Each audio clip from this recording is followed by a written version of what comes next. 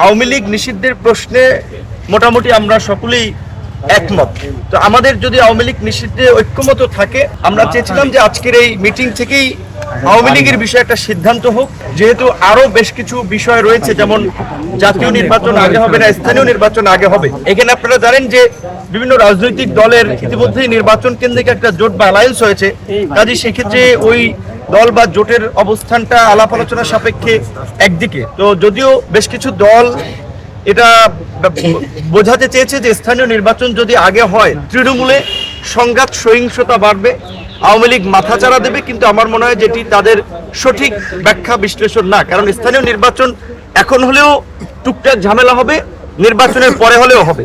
বরঞ্চ আমরা দেখেছি যে গত 53 বছর ইতিহাসে নির্বাচিত সরকারগুলো যত ফেয়ার ভোটেই ক্ষমতা আসুক, স্থানীয় নির্বাচনেও তাদের একটা প্রভাব থাকে। আমরা পরিষ্কারভাবেই জানিয়েছি যে 6 মাস ধরে স্থানীয় সরকার ব্যবস্থা কার্যত অচল হয়ে আছে। এখন প্রধান উপদেষ্টা সম্ভাব্য রোড ম্যাপে যদি ডিসেম্বরেও নির্বাচন হয়, তাহলে কিন্তু 10 মাস সময় বাকি আছে।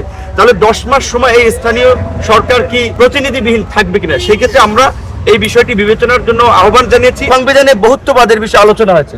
এখানে ইসলামিক কিছু নেতৃবৃন্দ এটার বিরুদ্ধে বলেছে, আবার লিবারেল কিছু বা অন্যান্য নেতৃবৃন্দ বলেছে গণতন্ত্রে বহুত্ববাদ এটা থাকতে পারে।